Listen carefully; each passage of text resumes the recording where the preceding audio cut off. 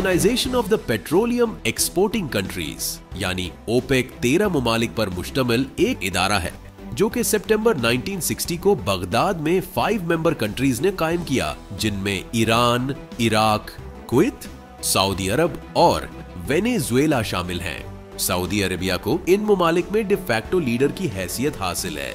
De facto leader जो कि Latin जबान का लफ्ज है, इसका मतलब ऐसा लीडर जो अपनी पावर से लीडर अस्यूम किया जाता हो रिगार्डलेस बाय एनी लॉ और वोटिंग। ओपेक का हेडक्वार्टर जिनीवा स्विट्जरलैंड में 1965 तक रहा। फिर उसके बाद इट मूव टू ऑस्ट्रिया।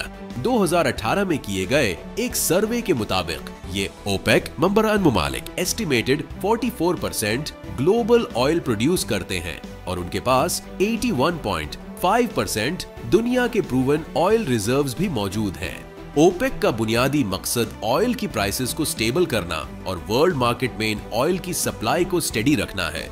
जब ऑयल की प्राइसेस कम हो जाती हैं तो ओपेक मेंबर्स अपनी ऑयल प्रोडक्शन को रिड्यूस कर देते हैं to drive up the prices, और इसी तरह जब ऑयल की प्राइसेस इंक्रीज कर जाती हैं तो यही ओपेक मेंबर्स अपनी सप्लाई यानी प्रोडक्शन बढ़ा देते हैं। ओपेक के इवेंट्स एंड एक्शंस का ग्लोबल एनर्जी कमोडिटीज जैसे कि नेचुरल गैस और क्रूड ऑयल पर काफी नुमायां असर देखने को मिलता है। जब ओपेक मीटिंग से आने वाली न्यूज की वजह से ऑयल प्राइसेस को सपोर्ट मिलती है तो बाकी एनर्जी कमोडिटीज की प्राइसेस भी असरअंदाज होती हैं, क्योंकि बिजनेसेस और कंज्यूमर्स एनर्जी के ऑल्टरनेटिव सोर्सेज तलाश करने लगते हैं। एनर्जी प्रोडक्ट्स का इस्तेमाल और अहमियत ही ऐसी है कि अगर उनकी इंटरनेशनल प्राइसेस में इजाफा हो तो ग्लोबली इन्फ्लेशन बढ़ने के इम्कानात बढ़ जाते हैं।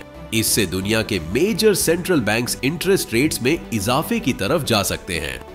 इसके नतीजे में ग्लोबल इकोनॉमिक ग्रोथ में एक मेजर स्लो डाउन के चांसेस प्रोमिनेंट होना शुरू हो जाते हैं। ओपेक के सेक्रेटरी जनरल का प्राइमरी रोल ओपेक की पॉलिसीज को इंप्लीमेंट करना है और ऑर्गेनाइजेशन के अफेयर्स को मैनेज करना है।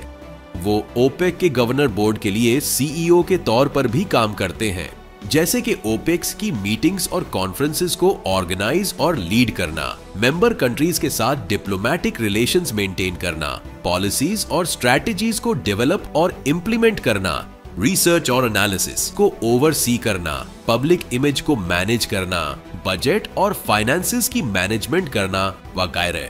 मार्केट पार्टिसिपेंट्स इन ही ओपेक मीटिंग से रिलीज होने वाली न्यूज को बहुत कीनली मॉनिटर करते हैं और उसके हिसाब से इंटरनेशनल क्रूड ऑयल की प्राइसेस में ट्रेडिंग डिसीजंस लेते हैं। मार्केट पार्टिसिपेंट्स के लिए ये जरूरी है कि वो एक सेट ऑफ रूल्स पर मुश्तमिल ट्रेडिंग प्लान को फॉलो करें, जिससे साउंड ट्रेडिंग डिसीजंस लेने और इमोशनल ट्रेडिंग अवॉइड करने में मदद मिले। इंटरनेशनल क्रूड ऑयल के प्रोडक्ट्स में कानूनी तौर पर तिजारत करने के लिए पाकिस्तान में ये एक वाहिद सेटअप है और इस एतबार से एचजी मार्केट्स एक ट्रांसपेरेंट, रेगुलेटेड और ट्रस्टवर्थी प्लेटफॉर्म फराहम करने के लिए मौजूद है।